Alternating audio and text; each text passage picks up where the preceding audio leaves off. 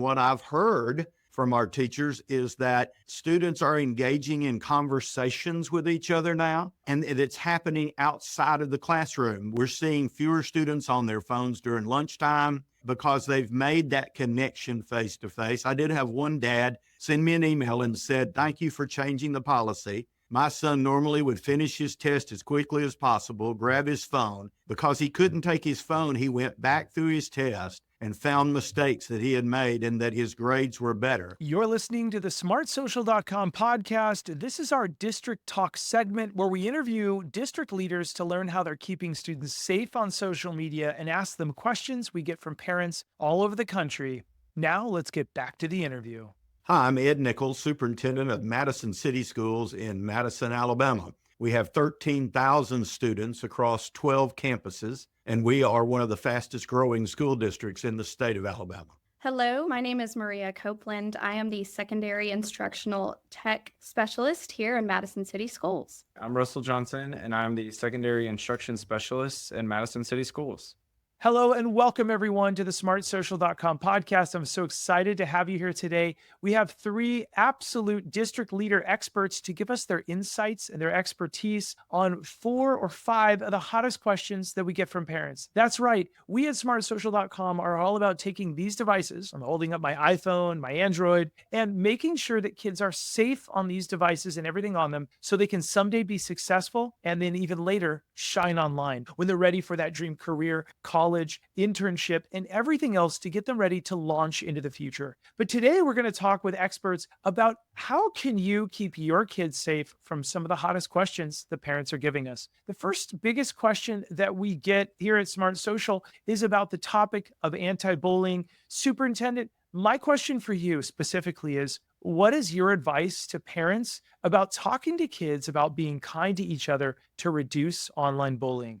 Well, Josh, I think the first thing is that I always want parents to know and that we work as a district to help students understand conflict resolution. There's always going to be conflict. There's always going to be a disagreement. There could be miscommunication. And many times these bullying start with that or just a lack of understanding of another person and who they are. And so one of our values across the district is to help our students, we do this in many ways, to have opportunities to talk out problems. And so I would advise parents that we model that for them. You know, as a parent, I always wanted to model how to handle conflict. I always wanted my child to see when I was encountering some type of conflict or miscommunication or problem, how to maintain an equal balance of my own personal self so that I could actively communicate positively with someone to try to find a resolution. So we do a lot of mental health training for parents and students throughout our district.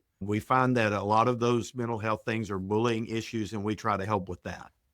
Yeah, so well said. I love the talk it out mentality. And really, we at Smart Social, just to interject, what we teach districts all over the country is the only safety app in the world for anti-bullying or social media is going to be that healthy dialogue. Exactly what the superintendent just said. That rich dialogue, letting your kids know, your students know they can come to you as a trusted adult if they see something inappropriate online, that they should say something. Excellent.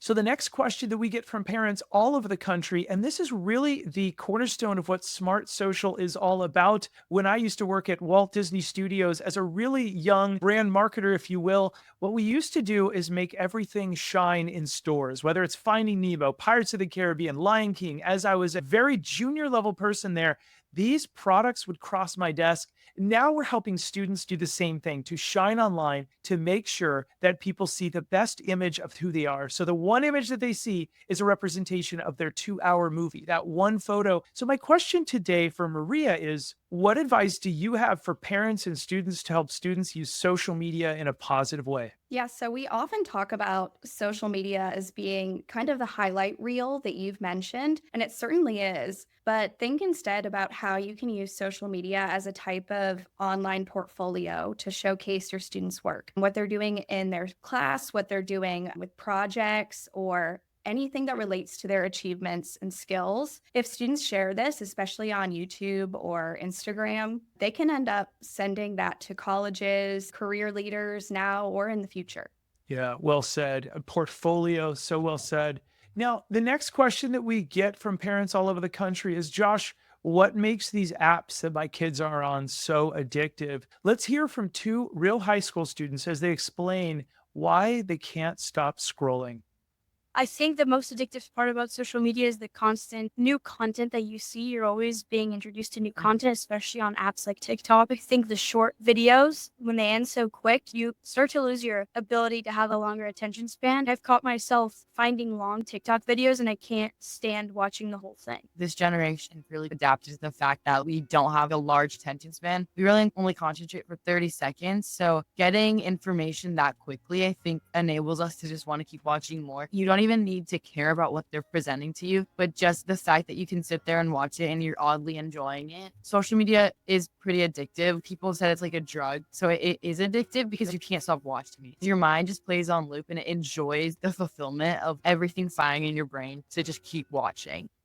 And as you all heard, all of our listeners, the students said social media is a drug, it's addicting, and your mind is telling you not to stop watching. We're trained to have a short attention span. So fascinating. Again, what we're reiterating here is listening to students, making the teens the expert. Another question that we get for all of our listeners right now is, Josh, is social media positive or negative for my kiddo? It's a great question. Let's hear from a student and why they think video apps, again, are so addictive. Part of what makes social media so addictive is how the algorithms are based on using content to judge whether or not someone's worthy and using people's short attention spans to evaluate them as pieces of code, which also means that social media doesn't really care about your opinion, but really what keeps you on that platform longer, whether that's from likes, comments of engagement, sharing it to other people, or even just watching it through. The algorithm judges you as a piece of data and whether or not someone should be praised for being controversial or thrown away for not being exciting enough, even if they're pouring their heart and soul into the content. It is a heartless beast. When I spend too much time on social media, that can look like being happy because something really cool happened in my friend's life. They went hiking. A friend I saw snow for the first time a couple of days ago, and it can make me feel really happy and energized. But other times, it can just be really draining. It can be really negative. It depends who I'm following. It depends what's being posted. Now, let's reiterate what the student just said. Social media doesn't care about your opinion, just what keeps you on the platform longer. It's a heartless beast, says Katie. So well said. Now, I want to talk a little bit about screen time, which I think is so important. The question is, what are your tips that parents can do to better manage screen time at home? Yeah, so when we think about screen time, we really want to make sure that we're using technology as a tool first. We want to go back to the whole purpose of technology. It is to enhance our lives, make it more efficient. And we take that same mentality in the classrooms with our teachers when they engage with students with technology on a day-to-day basis. So for parents, I would encourage parents to see technology as a tool first. And then maybe not treat it quite like a reward. Like if you get your chores done, then you get screen time. Teach students that it is important to know how technology works and that it can be used to make your lives more efficient and better. I think also there needs to be a healthy balance. We regularly talk with our teachers of a healthy balance in the classroom of different instructional strategies and activities, some with or without technology. And we are mindful as a district of our own screen time that we're putting our kids on. And so we want to make sure that we're modeling that in the classroom so parents have a way to see that in their own lives back at home. And finally, I would say it's not a bad thing for parents to engage in the technology with their students. They can play the game with their kids, and some of that connection and bonding that can happen over screen time can allow for more questions, can even deepen relationships, but it also gives parents an idea of what their students are doing online. So well said. Making the kids the expert, and what the superintendent started this all off with, which is the number one tip, if you're gaining anything from this, starting a healthy and open dialogue with your kids. And by engaging, it leads into that, which is what's so beautiful. Well done. Okay, to all of our listeners, don't forget that if your school district is a partner, we host weekly live parent events and replays on all of the hottest different social media safety topics. We have teen-led video lessons. You're seeing 2 of them today. We have dozens and dozens of them we share every single month. You hear from real kids who are engaging and teaching us how they think so we can get closer to solving some of these social media safety issues. And last, we have a premium parent newsletter for parents all over the country. Our goal is that principals feel this way in your community. We love our principals. This is what Dylan says, principal. He says, Josh, before we met Smart Social, we had 50 social media incidents per year last year. Now we're down to 5 incidents. I have more time to be a school principal again. That's our dream, going back to the 90s when we have more time to be a principal. Also, director of school engagements say the 50 plus live events are giving our community 10 times the engagement because they have a chance to join on their phone without software on a date and time that works with their schedule, and there's a replay. And superintendents, our partners, we hope that you're continuing to believe in this amazing program, contribute to it. This is what they're saying. The dashboard gives me parent engagement data to share with my board and my district leadership team. Again, coming up are a lot of live, amazing events to all of our listeners. October was Online Bullying Month. You can watch our incredible replays of our live events that we have there. November was Disappearing Messages, the hidden dangers parents need to know. December was Optimizing Parental Controls, or is, without invading your students' privacy. January is all about how to shine online with your social media accounts so you have a plan for the future. February is Avoiding Strangers in Dangerous Situations. Then Understanding Social Media and AI's Impact on Teens. And then we get in closer to the summer, the pros and cons of video games. Parents' Day, I learned that when my child shares something, the issue is likely larger. It's important to not over and underreact knowing this. Every parent who attends our live events, remember, those of you watching,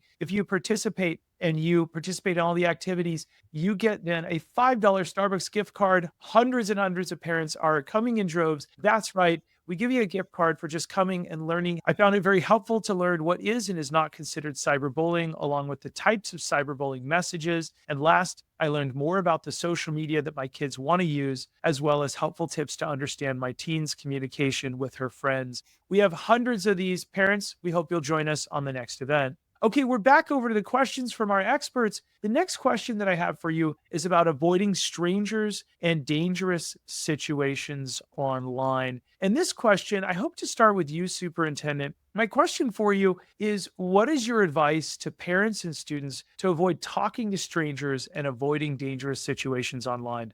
Josh, I would recommend to parents, first of all, you've got to be engaged with your child's activities online. You know, parenting is hard. I have a 21-year-old who will graduate from college and very soon. Parenting has never been easy. I think back to my parents, different generation, but making tough decisions and being the parent and being responsible and making sure that you know where your child's going, that you have their passwords, that you have all of the information. And as Russell said earlier, being there with them, being engaged with them. Second of all, they need to understand what we say many times off the cuff, that everything on the internet is not real or is not the truth. You have to be willing to search out and study. Well, people are the same way. And so, you know, one of the things that we make sure we do in a district is that the adults of the district, if they need to correspond, they do that through the parents. The parents always have access to platforms.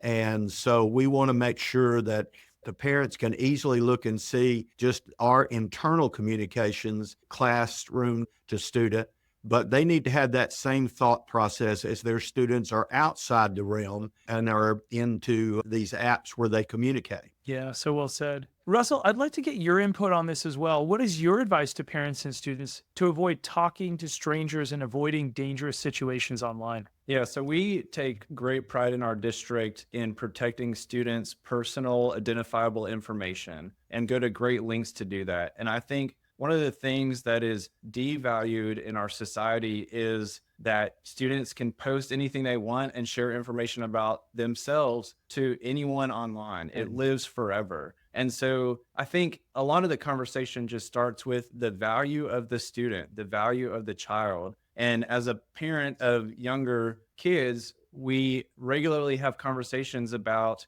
your information, and we are trying to protect you in many ways, physically and digitally. And so when someone comes to you that you don't know in person, here's how we interact. And the same thing should happen online. And so we try to model the physical with my young kids. And then as they continue to grow, we will bring in that digital aspect of it too and show them that we've been modeling this for you in person. Now we're going to extend it to the digital world. Yeah, well said. Really putting your wisdom online and offline as a parent. Excellent. Okay, so for all of our listeners, for those of you that run school districts who are listening, there are cell phone free solutions that are out there for districts. We want to remind you that it's never too late to start considering one for your district. Superintendents that we're friends with, like Dr. Don Austin with Palo Alto School District, who we've been a partner and who's a friend of the podcast for many years, have asked for a solution that helps teachers get students focused in the class. And we at Smart Social also have an idea here for many districts. We want to get your feedback. Parents were often concerned in that district that a magnet pouch might restrict their children from contacting them in an emergency. And so our Velcro pouch here at Smart Social offers a hybrid solution helping teachers instruct, and in emergency, students can pull their phones out of the Faraday case if they ever need them, which is a great solution we've seen. Now we're back over to the superintendent. We're talking about a cell phone free solution. Superintendent, what has been your district's approach or journey to going cell phone free in the classroom?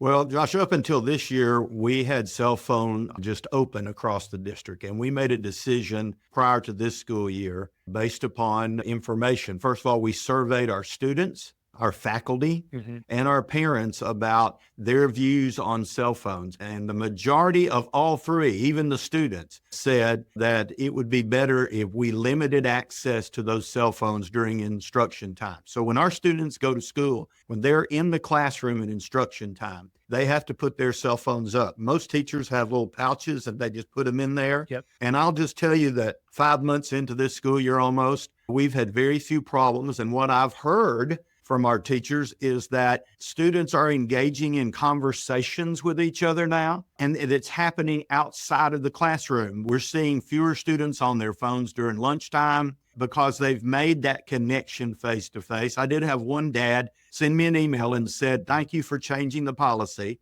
My son normally would finish his test as quickly as possible, grab his phone. Because he couldn't take his phone, he went back through his test and found mistakes that he had made and that his grades were better." So we have had very few problems with the change of this policy, and it has worked well for us. And we look forward to the data that we will get to look how it has changed student learning. Absolutely. To all of our other districts that are struggling with this, do we go cell phone free in the classroom? These pouches are $20 solutions that are the best place to start, in our opinion, with our 1,000 guests on the podcast. Hearing what psychologists are saying, therapists and counselors, trying to get kids free of that distraction environment and more into the learning environment.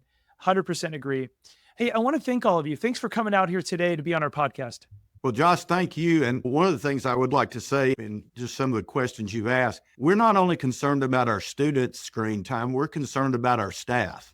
And so one of the things that we try to let our parents know is that our teachers and staff have a life after school, and that they're not going to monitor their email 24/7. Don't expect a quick answer at night. They're with their families. They're spending time with their families. And we ask, and as superintendent, I try to model that and not engage my staff after work hours, to leave them opportunities with their family. It's good for the superintendent when he can turn his device off as well. And we also try to model the success. We have a podcast for our district called Sitting with the Soup. And these two folks right here help me do that. And we highlight using technology in a positive way, the ways that we engage that across our district. So, we can find those positive solutions to social media and to screen time and to the devices that we have. But we all, adults, you, me, Maria, Russell, and students, need a break from that. And so we try to model that for our faculty and staff as well. Yeah, so well said. Well, it's been a pleasure to sit with all of you and get your insights, your advice. To all of our listeners, remember that keeping your kids safe is step one to make sure they can use these tools to be successful. So someday, after the age of 16, they can start to be on social. At the age of 18, time to think about how to shine online when you're applying for that dream school. It's never too early to talk early and often with your kids about their future career goals, their majors, and everything else to give them a plan, to give them hope, to give them something to use these tools in a positive way so that they're not just willy-nilly on them, but rather they have a reason to use them with a positive resume, a portfolio, as Maria said, so well said with our insight here today. I want to thank everybody for coming out today, for watching. And always remember, parents, whenever we're online, remember to keep it light, bright, and polite because our kids are watching what we're posting online. We'll see all of you on the next episode. Have a great rest of the day. Thanks for listening to the smartsocial.com podcast. Smart Social helps parents understand technology and social media to keep their kids safe and successful. Be sure to join one of our weekly online live events to become the smartest parent on the block so you can keep your kids safe and protect their future. Also, don't miss our 450 plus online resources and replays you can watch on demand in multiple languages. Are you a school district wanting to unlock these resources for your parents? Reach out to us so we can protect your whole community each week. Have a great rest of the day, and we'll see you on the next episode.